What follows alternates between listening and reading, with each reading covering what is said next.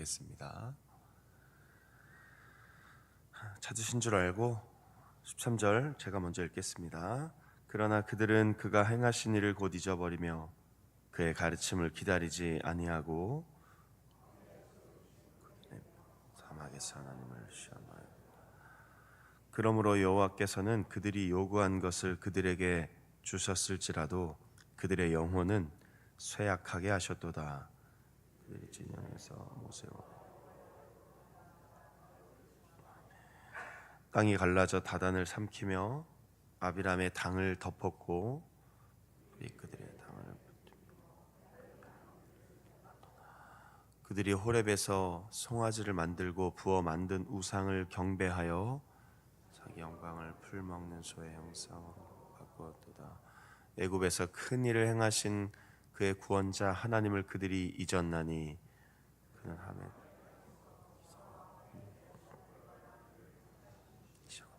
그러므로 여호와께서 그들을 멸하리라 하셨으나 그가 택하신 모세가 그 어려움 가운데에서 그의 앞에 서서 그의 노를 돌이켜 멸하시지 아니하게 하였도다.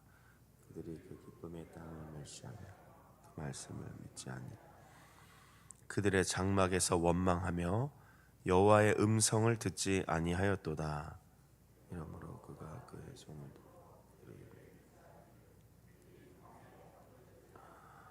또 그들의 후손을 뭇 백성 중에 엎드려뜨리며 여러 나라로 흩어지게 하리라 하셨도다.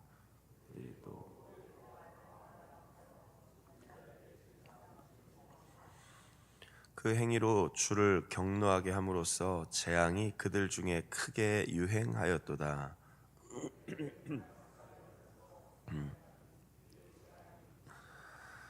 이 일이 그의 의로 인정되었으니 대대로 영원까지로다. 그들이 또 무리에서 요구하시게 하였습니다. 그들 때문에 재난이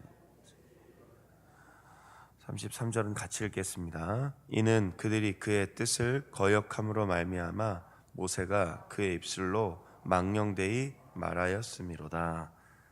아멘. 아멘. 설교하기 전에 이번 주일 임직 예식이 있어서 강단에 좀 배치를 조금 바꿨습니다. 아마 설교자 위치를 좀 바꾸면 평소에 이렇게 보시던 시선하고 좀 달라서 불편하심이 좀 있겠지만 한 주 동안 우리 주일 예배 그리고 오후 예배 때 여러 임직자분들이 안수를 받고 또 강단에 올라와야 되기 때문에 강단 배치를 좀 또 바꾸게 된 걸 이렇게 기억해 주시고 이해해 주시고 조금 시선이 좀 불편하셔도 저를 보지 마시고 정면 화면을 보시면 평소 시선과 다르지 않을 겁니다. 양해해 주시면 감사하겠습니다. 오늘은 반복된 망각과 반역이라는 제목으로 설교하겠습니다. 106편을 지금 계속 읽고 있는데요. 오늘은 이제 두 번째 파트로 사람이 얼마나 빨리 잊어버리는가 묵상하는 것이죠. 받은 은혜, 그리고 감사함, 고마움, 사실 쉽게 잊어버립니다. 그러면서 또 잘 안 잊어버리는 게 있습니다. 좀 힘들었던 일들, 불편했던 마음들, 또 혹은 누군가 나에게 좀 어려움을 주었던 것들, 이런 걸 좀 빨리 잊어버려야 되는데 그런 건 또 시간이 흐를수록 계속 기억나고 잘 안 잊어버려지고 또 자꾸 마음속에서 불편하게 만듭니다.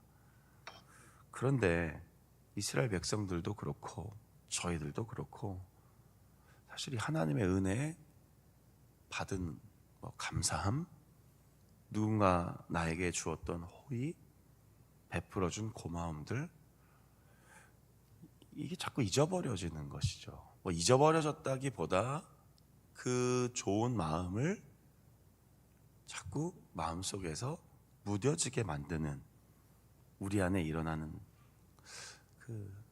악하다고 해야 되나요? 아니면 좀 어저께 말씀드린 것처럼 반역이나 거역이나 이런 단어를 써야 될지 모르겠지만 아무튼 너무 쉽게 잊어버린다라는 것입니다. 특별히 이스라엘 백성들을 한번 떠올려 보시면 지금 여기서는 이제 6가지 이야기를 이제 하게 되는데요. 사실은 홍해에서 물이 갈라지는 것을 보고도 어제도 말씀드렸던 것처럼 잠시 뒤에 물이 없고 음식이 없자 쉽게 불평하는 이스라엘 백성들의 모습은 우리의 모습과 크게 다르지 않습니다. 그래서 오늘 13절부터 33절까지는 광야 생활을 하면서 이스라엘 백성들이 했던 6가지 범죄의 장면을 떠올립니다. 그래서 시간 순으로 기록되진 않았습니다. 그런데 이 6가지 사건들, 그런데 여기에 가장 핵심을 13절에 오늘 시작하면서 읽었는데요, 뭐라고 표현했냐면요, 그들이 잊어버리고 기다리지 아니했다, 이렇게 얘기합니다. 잊어버리고 기다리지 않았다. 이 2가지가 우리 삶 속에 반복되는 순간 하나님 말씀이 눈에 들어오지도 않고 마음에 새겨지지도 않는다는 것입니다. 그러니까 잊어버리고 기다리지 않았다.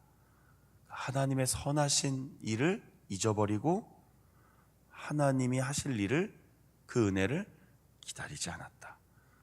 하나님의 은혜를 경험하고도 쉽게 잊어버렸고 하나님의 뜻을 신뢰하지 않았습니다. 이런 뜻입니다. 우리의 삶을 돌아봅시다. 기다리고 있는가?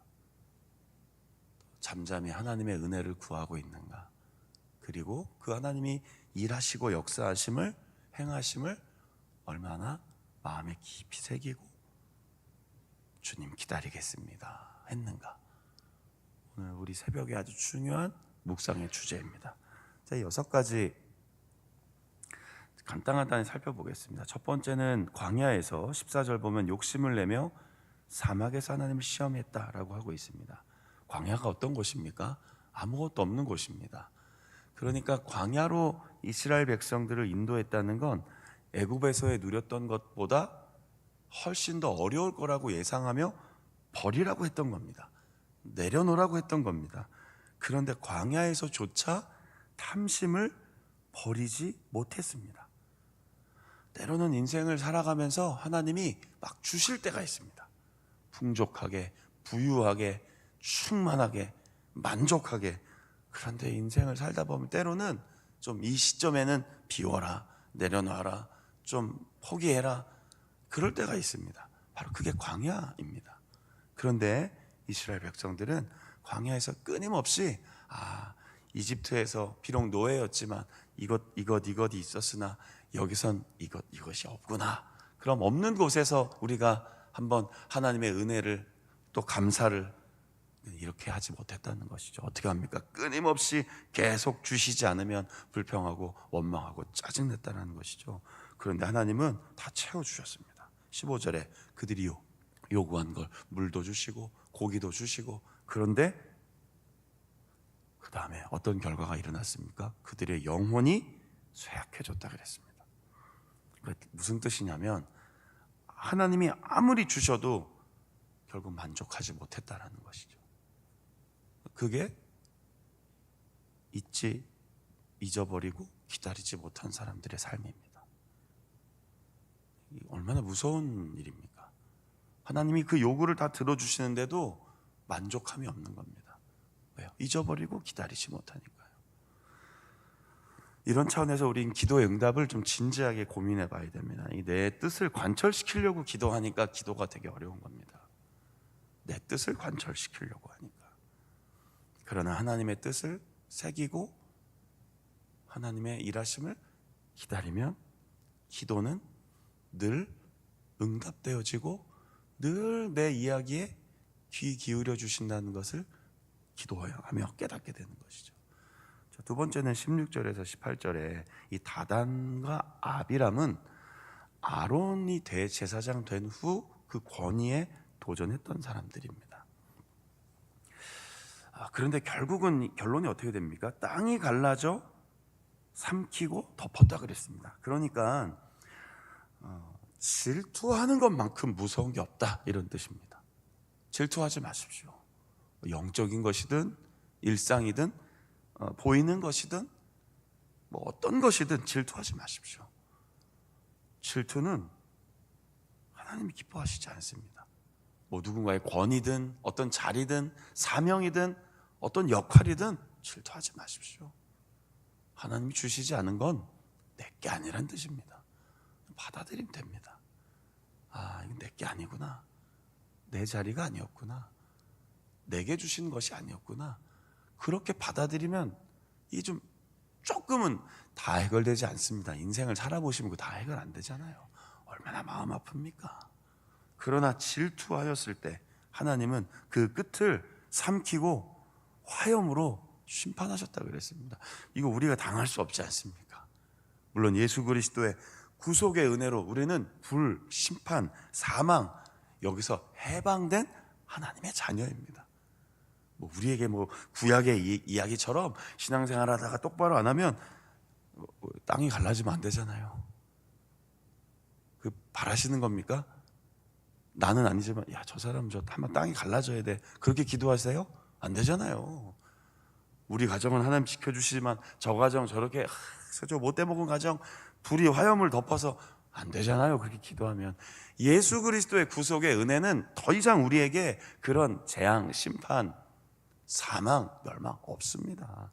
사망에서 생명으로 영원히 옮겨진 하나님의 자녀들의 모임입니다. 우리 교회가. 그런데 이 이야기를 왜 이렇게 교훈 삼아 읽습니까? 질투가 그만큼 무섭다라는 것이죠.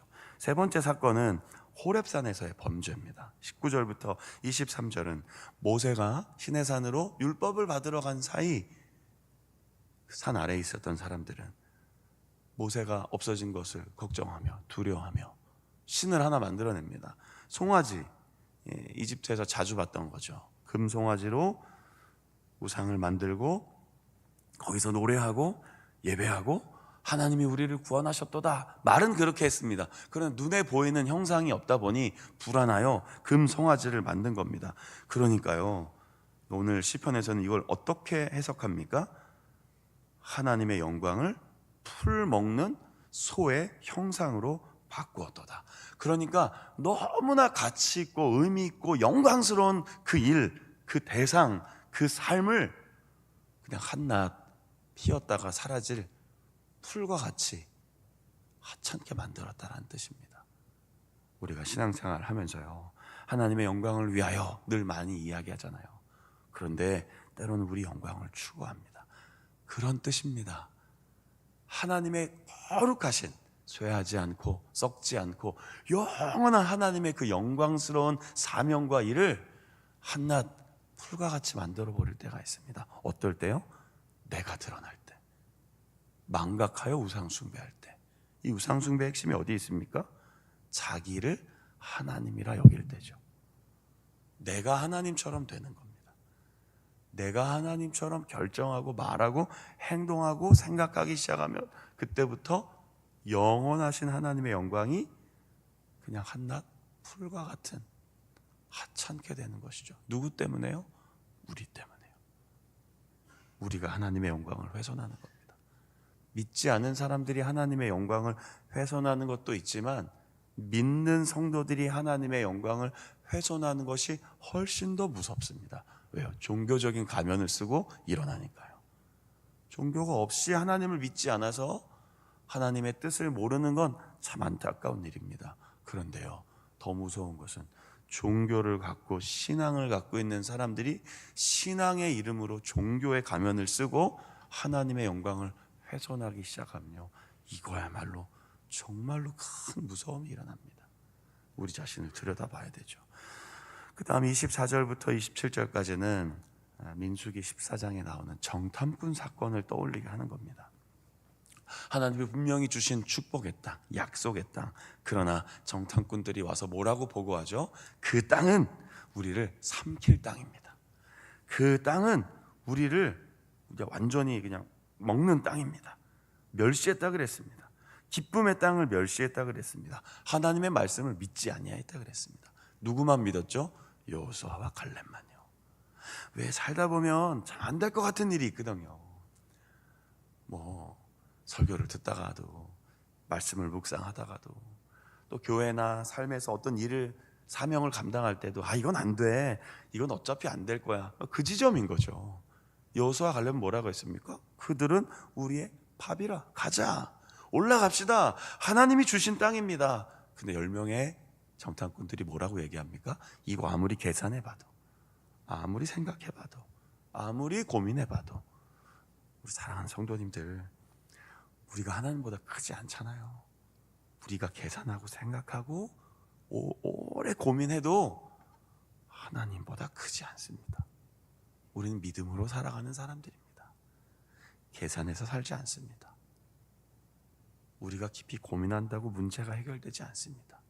그러니 기쁨의 땅을 주신 그 은혜를 바라보며 원망하지 않고 멸시하지 않고, 그래서 그 안에서 굉장히 긍정적인 이야기들이 많이 나오잖아요. 그런 여호수아와 갈렙과 같이 하나님 주신 은혜를 늘 바라보는 우리의 삶이 되었으면 좋겠습니다. 28절부터 31절은 바알부올 사건이라고요. 우상 숭배를 하다가 이스라엘 백성들이 그 제사에 참여하고 음식을 먹다가 음행하고, 그래서 하나님이 크게 진노했던 사건입니다. 많은 사람들이 죽습니다. 공동체가 오염되었습니다. 어떤 일로요? 한 사람으로부터. 모든 일은 한 사람으로부터 시작됩니다.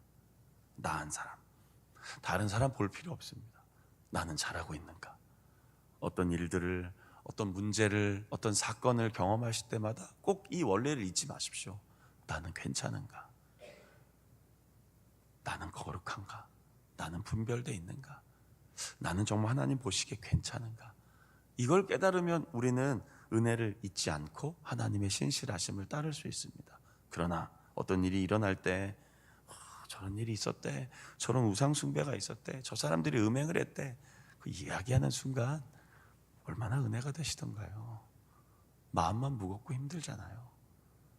이런 음행 사건 속에, 우상 숭배 사건 속에 하나님이 어떻게 이스라엘 백성들을 다스렸는지를 잊어서는 안 됩니다. 하나님은 거룩함을 유지하기를 원하시는 분이십니다.